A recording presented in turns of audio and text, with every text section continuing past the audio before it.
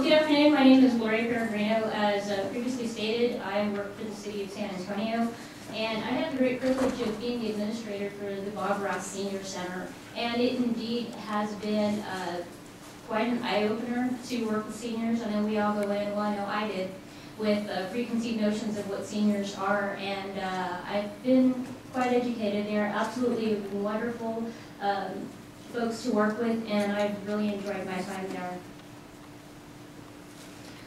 The Barber Senior Center is actually right across the street from the parking lot, so we're literally like a stone's throw away from here. The City of San Antonio has multiple multi-service sites. The Barber Senior Center is just one of those. The things that I will present today are also opportunities and activities that are found at some of the other senior centers. I will be focusing primarily on my own, but again, we have multiple service senior facilities in the city, and they all offer similar activities and similar opportunities. So the senior centers are underneath the Department of Human Services, and I will be discussing the operations overview, the core service offerings, a little bit about the way our operational views go with regard to the multi-purpose model, as it were, and then also some of our service delivery partnerships, because nowadays it's very hard to do anything for the community on your own. If you don't have those partnerships, it makes it really hard to really service our folks. And I'm pretty sure that is true with some of the other organizations that work within the community. It's just a lot easier to partner with so many different nonprofits and other organizations, because they have so much to bring to the table, and in doing so, we have a more complete model, particularly as we talk about the multi-service senior center. This is just kind of the array of how it goes. But at the bottom, there I am right there. Yolanda Bettis is my direct report. It used to be Victor Ayala, for those of you that may be familiar with this gentleman. He's gone on to do some other things within the city, and I'll discuss that briefly. And then Edward, and then Melody Woosley is the department director. Oh, as I mentioned, with the multiple services that we offer, these are the three cores that Department of Human Services tries to connect with within the community. So we have the family strengthening aspect, human development, and the safety net. And within these, the department is very fortunate to have various grants to be able to get these services out to the folks that really need them. And these are areas of concentration in the Department of Human Services. The Barber Senior Center is 25,000 square feet. It seems like a lot of space, but as we are welcoming more and more seniors every day, I really do believe that that building is just shrinking. So 25,000 square feet, 6 years ago when the Bob Ross first opened, was considered to be a fairly large an area, and the concerns were, well, how are we going to tell seniors, how are we going to get them into enjoying all these things that we offer? And the problem now is parking. I keep asking for a parking garage, but I'm not quite sure that I'm going to get one. But, all I can do is continue to ask. So, again, comprehensive social services delivery. I'll get into a little bit more of what that means. Again, with the partner agencies, we do have a lot of opportunities and a lot of activities at the center, and in the next few slides, I'll go into that, and you'll be able to see how we kind of reach out to those partnering organizations and how that kind of all folds into one. And for this situation, our services are offered at low cost, or no cost rather. There are some senior centers throughout the country. Some of them are proprietary, some of them are a member type situation where they have to pay X amount of dollars a month. And in this situation here with the Barber Senior Center, as long as somebody is 60 years of age or older, everything that we have to offer is free of charge to them, which is absolutely wonderful, given that a lot of our seniors here are living on a fixed income, and even a lot of those, even on that fixed income, it's very stressful. And what is the first thing that usually goes when we have to tighten our belts when gas goes up? We get rid of the fun things, right? Entertainment goes down, and some of the other things.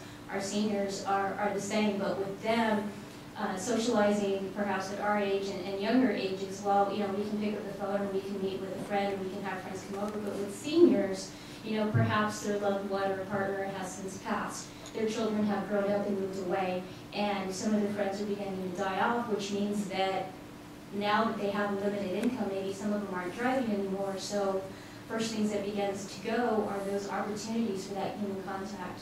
And although we can't stop the aging, and there's so many other things that happen with aging, the one thing that at least we can do, and that we try to do at the Senior Center, is to ensure that our folks come together and have that human contact, make some of those friends, make some of those memories, because there have been test after test that always say, if you keep our seniors engaged, their lives are going to be happier. They may or may not live a lot longer, but for the time that they're here, at least they'll be engaged, they'll be making those memories, and that has merit. And that is ultimately what the main goal was, and that's what Mr. Bob Ross saw as his vision. And Mr. Bob Ross was a councilman, and he is, his name is actually what you see when you come to the Senior Center. It's Bob Ross, so it was his vision, and a lot of good folks got together and made his dream a possibility. So that's not the Bob Ross that painted on PBS? No. Her question was if it was the Bob Ross, the painter.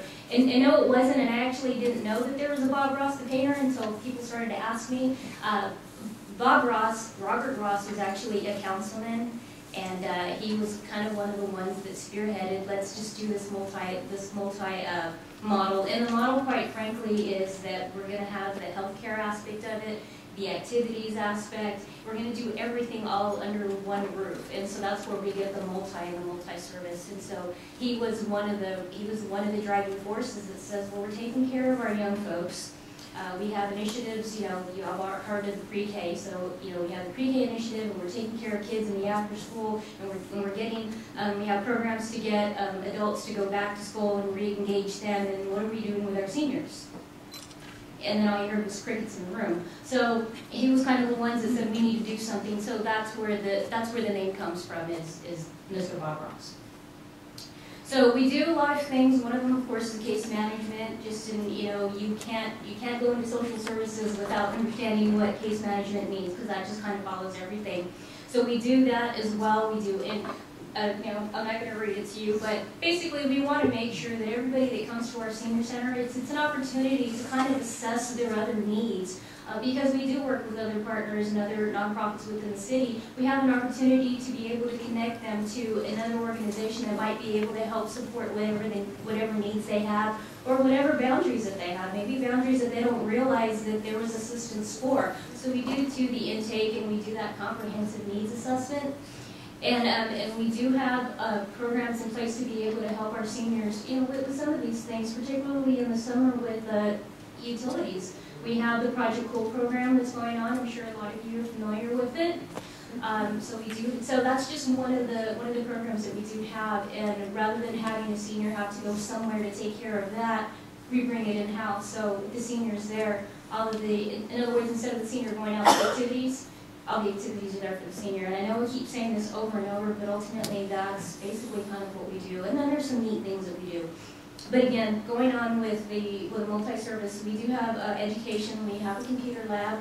We actually have a class that is solely for the Kindles and the Nooks and the smartphones and everything else, because seniors now are coming in with the iPhone 4s and 5s saying, I need to know how to do this, because the classes that we had were just teaching them how to do Microsoft Word, and so we're going to have to up our game here. So we do have these things, and it's really neat, because then that goes back into keeping folks engaged, keeping them wanting to come back. There's so many seniors that want to learn how to have a computer. I had a senior that had purchased a computer, had it in a box for 2 years because he didn't know what to do with it.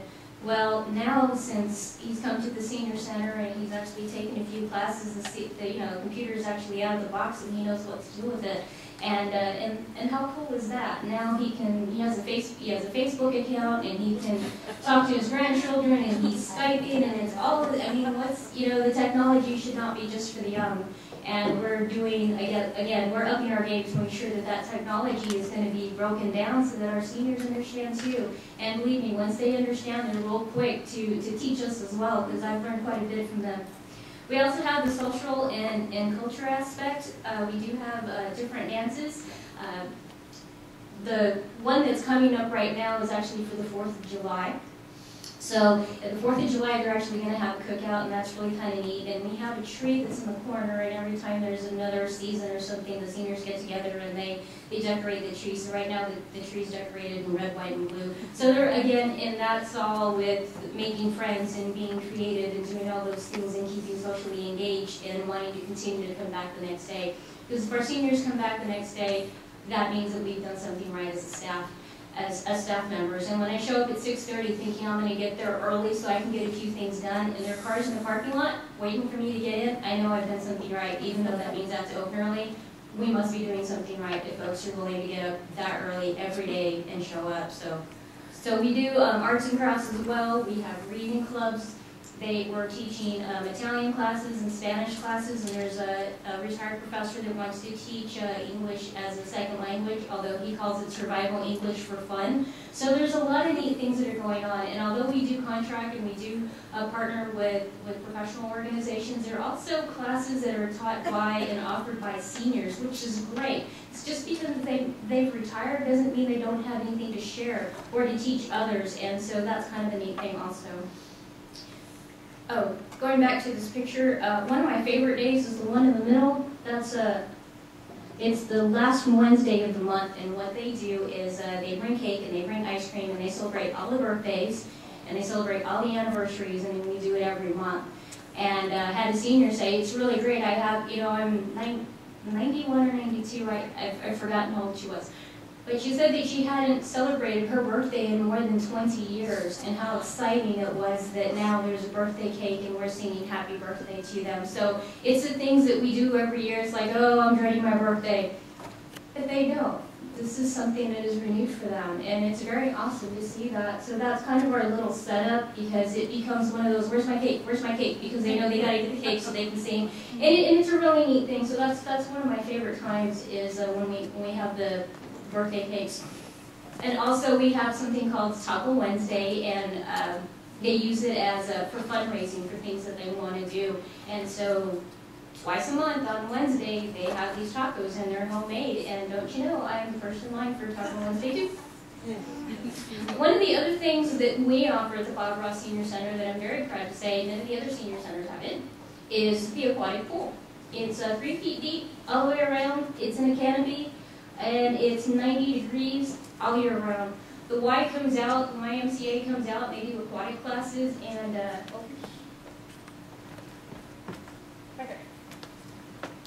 that's equipment. It's really neat. It's foamy stuff, but especially like the fans, and when they put them in the water, it causes resistance. So it's really great. It gives the seniors an opportunity to have a light workout without straining or pulling everything. The water is 90 degrees, so it feels great for them. And it's a wonderful thing to have, and I'm very fortunate to be able to have this for my seniors. Not all the other senior centers have it. We're actually the only owned and operated. We're owned and operated by the city of San Antonio, and we're the only one that have this aquatic pool. And I can tell you that we have a wait list for all of our aquatic classes. Last year I shared a story about a lady who was coming in, and she was on a walker, and she was having a hard time, kind of shuffling her feet. She was having trouble, lifting her feet, so she was shuffling along and was taking these classes now. The lady, every now and then she'll have a walker, but for the most part she doesn't anymore, and so she attributes that to the aquatic class. And I've read the reports, I kind of wanted to see, does this really help? But it's different when you read it versus when you're there every day, and you see the difference in some of these folks when they actually take advantage of some of these classes with their flexibility, with their range of motion, and it's really neat. The instructor that we have is wonderful. They have a lot of fun in there, and I actually have some pictures of them, although they didn't display too well in a PowerPoint, but so I went ahead and left them off. But this is also a very wonderful thing. We also have the equivalents of Zumba, but we call it cardio mix, so that those are our land exercise. And we do have the conference. Up here it's listed as a reading and resource room. It actually functions as our library. We have folks, it's one of those, if you like the book, you can take it, just bring it back. And so we have a lot of turnover that way. And that's how we ended up with the book reading club, and so a lot of things have come from that kind of makeshift library. The senior nutrition program, as I mentioned earlier, some of our seniors are living on a fixed income. And we did a survey And in that survey, we were very saddened to discover that some of our seniors, the only meal that they have that's nutritionally balanced is the one that they have at the center. We serve a noon meal at 11:30. It's called noon meal. We serve it at 11:30 every day. Again, it's part of it. It's a grant-funded program. We don't cook at the senior center. It's actually something that's a contract, so the meals are actually brought in. We warm them to temperature, and then we go ahead and serve these meals. And during the survey, we found that there were so many seniors. We knew there would be a few, but we were really taken back by how many seniors stated that the noon meal is the only meal that they had, and often on the weekends they don't eat at all. Now, we've heard this story before, but we normally hear it with children in school where, the reduced lunch and stuff.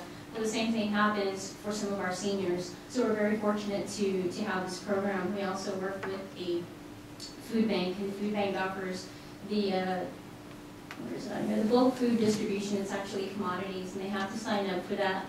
But for the commodities, they usually come out and they'll get anywhere between 30 to 40 pounds of food, and it's usually stuff that's in a can, mainly the non-perishable things. It's not meant to really supply their pantry, but it's an aid. So not too long ago, they ended up getting it's like a 13-pound bird, 13-pound turkey, which is wonderful unless you have to actually unload them. Then it gets really heavy. But they get so much assistance from the food bank that it's absolutely wonderful to be able to provide the support, and then to hear the stories that were it not for this, I would not be able to to survive. And it's just really great that we have these opportunities. And again, these opportunities would not exist if we did not partner with the food bank. We did not partner with the WAHA and some of the other opportunities that are out there with other organizations. So again, this also goes back to the multi-service plan. SNP, Senior Nutrition Plan, of course, the eligibility for anything under the roof of the Barber Senior Center is that they are at least 60 years of age and older.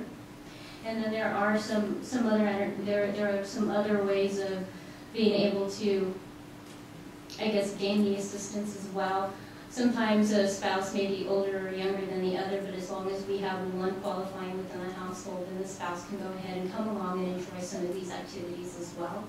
And the field trips. The field trips are really wonderful. We, once a month, we go to the movies, we go to the Palladium. It's a really neat thing.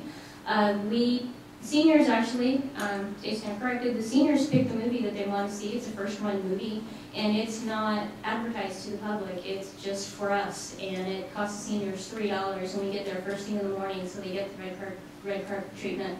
The first time that I did this, I wanted to do it because I like going to the movies. I figured the seniors did too.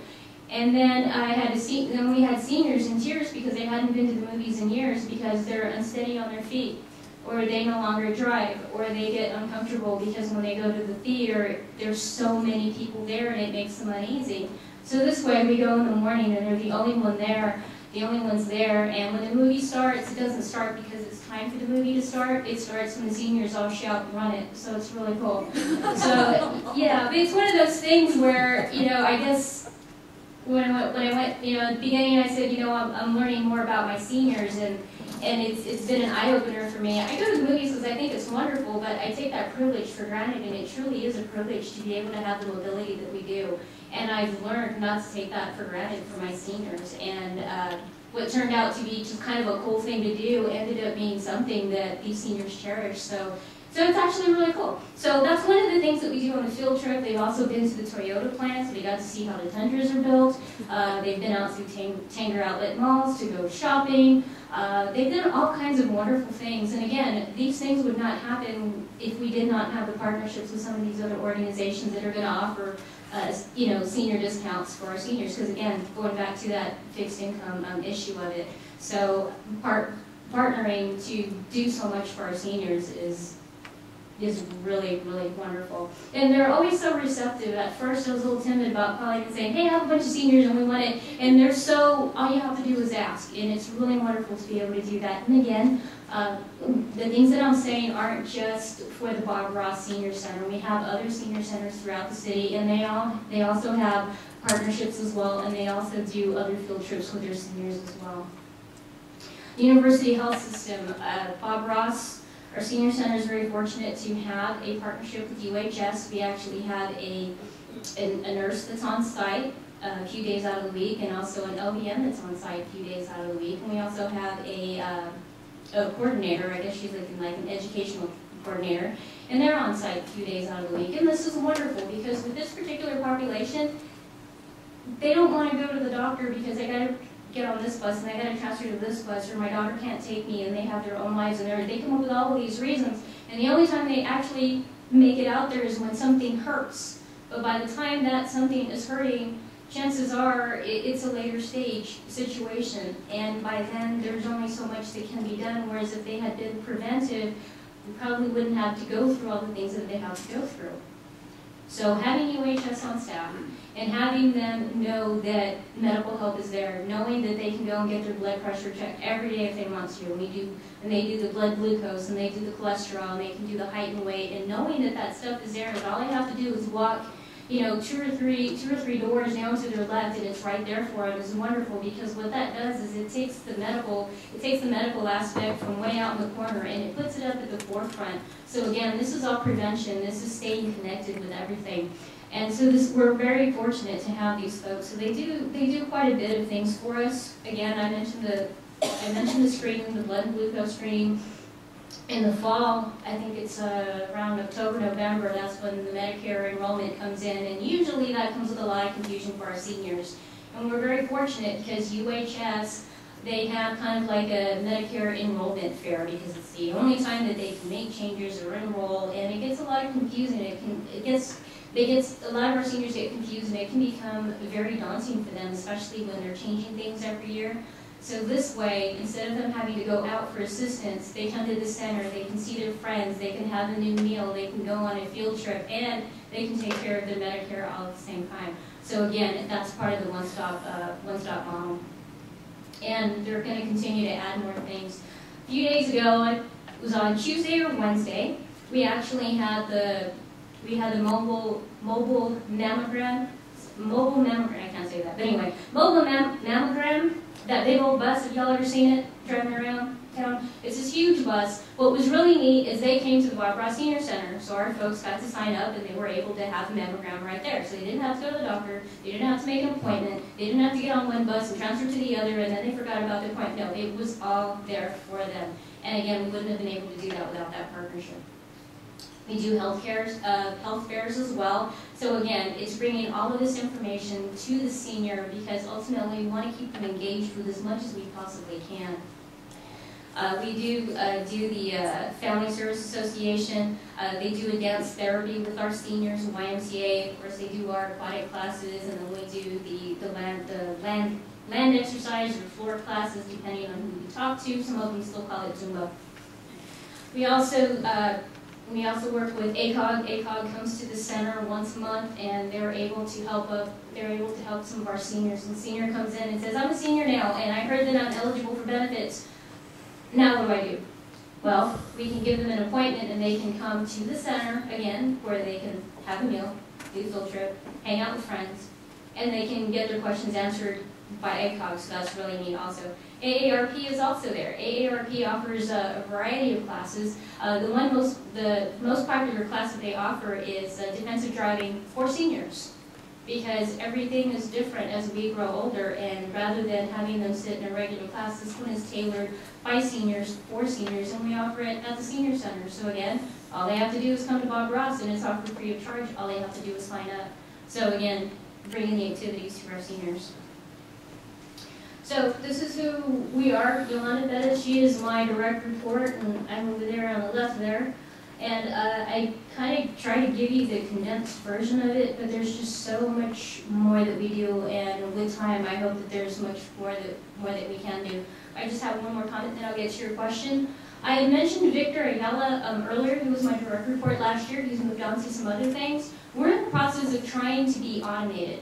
There's some other, very recently, some representatives from the department went to another city, I believe it was Phoenix is where they went, and they were looking at some of the senior centers there. What's really neat is all of their stuff is automated.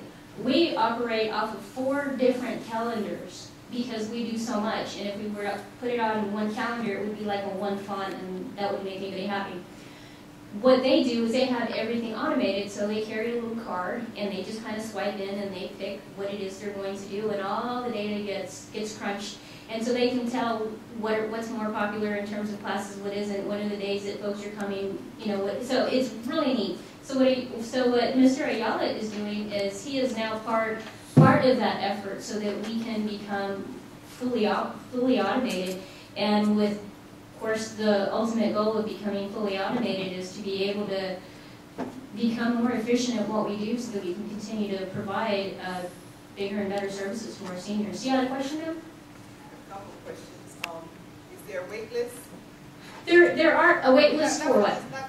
Just in general, I guess the main question is, most people come in, stay all day, and they just come for certain things that they like. It's not an all-day, set up an all-day type. No, they can actually come as they go. There is no wait list to just to come to the senior center. And meal and all that stuff. No. Well, there's certain things that have a wait list and some that don't. The water deal. Okay, like for the water aerobics, there is a wait list. We tend to go through that very quickly. There is a wait list for that. Our computer classes are very popular, so there's usually a wait list for that. It's usually one cycle, so we have a 6 to 7 week class, and then we have a 1 week break, and that's when we're physically typing in everything because we're not automated yet. And then the following week, those that are on the wait list get moved up. So it moves pretty. But the meal, most people want the meal to get the meal. Yes, for the meal, there is no wait list on the meal. Sign you up because it's a grant-funded program. As you all know, where there's grant, there's a paperwork. So we do the paperwork, and then we get them going. Yes, ma'am. You said the age deal, but is there like a maximum amount or the money? How's that? In terms of? To qualify. I know everything's free, but is it, Okay, there's... The income, you look at their monthly income to see if To come to the center, no. We have a CSFP program. It's a program out of the food bank in Fidelman. It does have some income qualifications for the commodities. There are some qualifications, not necessarily income, but there are some qualifications for that as well. But to get the noon meal, there are no qualifications for that. So there's some things that do require, but most of the things do not, and that was actually part of the vision, is to make it available to everybody regardless. Because at its core with seniors, our biggest thing is we want them to know retirement doesn't mean that you're retired from everything. So not having a membership fee allows more folks to want to come in and get involved, which actually enriches the center as a whole. We have so many folks that they do the Italian classes, or they do the Spanish classes, or they do the Tai Chi. These are all seniors that come in and say, hey, I can do this. What do you think? We have a retired professor who teaches piano. You know how much piano lessons cost on a daily basis? But he loves it. So not having that monetary barrier just to walk through the front doors really enriches everybody. But again, with grant-funded programs, there's always certain limitations, and that's just based on the writing of the grant. They all vary. Yes, sir. I'm sorry. You have like bilingual classes, like the population? We do. We're teaching Spanish, but with regard to bilingual, we're getting better at that, and we have some seniors that are coming up, like when we do announcements. We'll have seniors that take turns and they'll do them in Spanish. We also have some folks that speak different other languages and French and stuff, and every now and then when we have an announcement, they'll want to come up and they'll want to translate it to their language. Not that folks will understand, but just to be able to hear that difference. And again, that's very enriching for everybody, because then now there's an interest, and now we're going to start French class as a result of that. So yes, we try to make sure, particularly in San Antonio, we definitely have to do everything bilingually, absolutely. But not just English, Spanish. There's just so many different folks there that it's really awesome, learning a little bit of French, a little bit of Italian. So it's a lot of fun. Yes, ma'am. For a senior to receive, you had the case management on there. Will you have a case manager from the city in-house? Yes, well, we have one on Monday, all day on Monday, and all day on Wednesday. And they are case managers.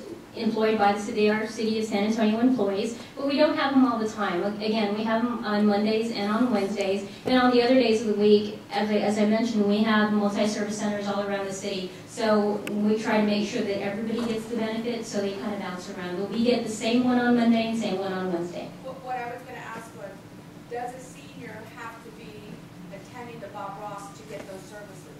In other words, in general, somebody who lives in the area close to the Bob Ross and they have a need for utility assistance or medication assistance, can they go, or do they have to be that they are only attending the Bob Ross? Well, of course, generally, if they're going to come to the city of San Antonio, I mean, if they're going to come to the Bob Ross, they have to be at least 60 or older. In the past, we have had situations where we were just serving our seniors, but we are even serving folks that don't necessarily are members, but once they come there for whatever meeting that they need to have with a caseworker, whether it's utility assistance or it's just general information, 9 times out of 10, they will sign up and they will stay, which is awesome because that means that we're doing something right.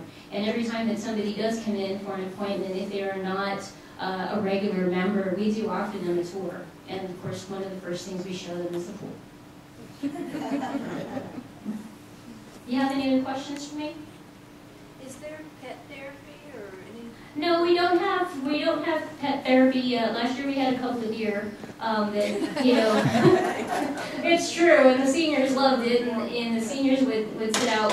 We have like a patio in the back, and they would go out there and they would feed the deer. But and the deer would come right up to them, and you know, we're like, oh, this can't be good. But then the deer left, and so we don't have pet therapy anymore. But we don't have anything structured like that. It is something that I have looked into, but we haven't gotten anything past the deer.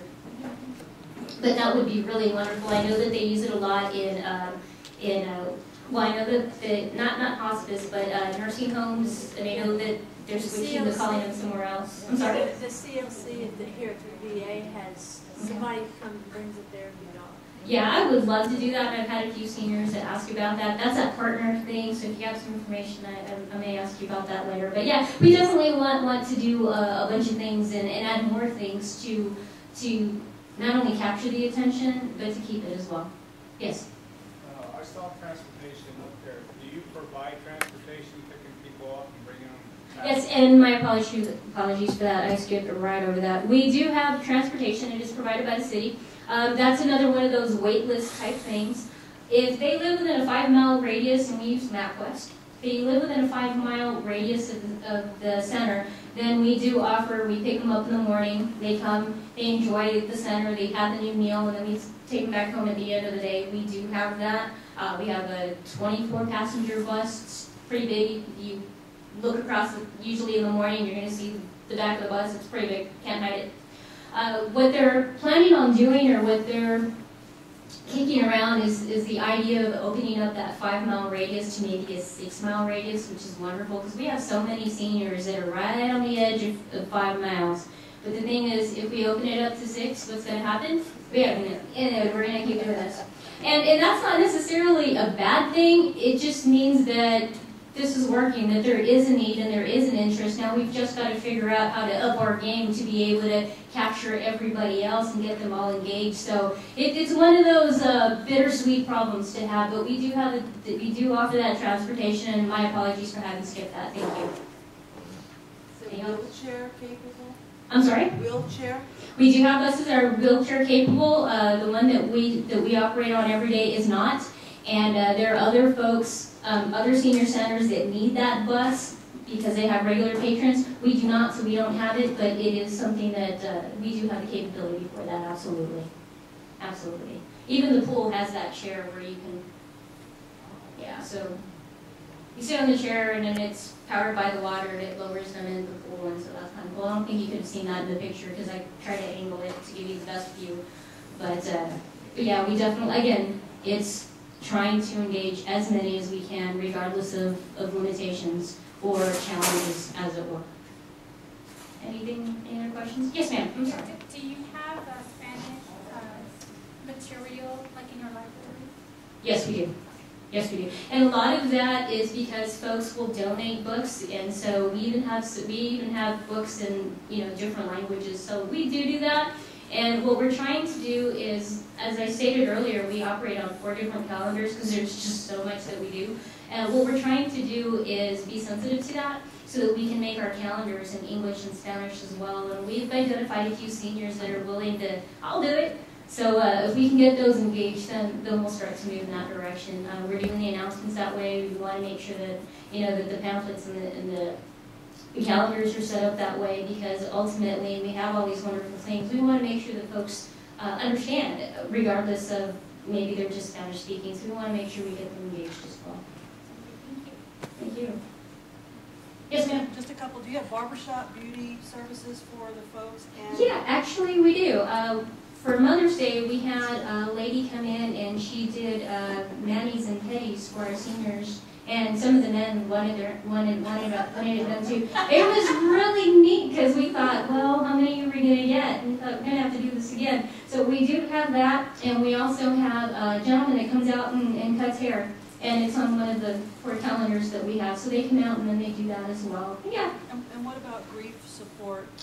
There is a grief club. I believe that they just come in. I believe it's, I think it's Catholic Charities. I'm not quite sure. Don't quote me on that.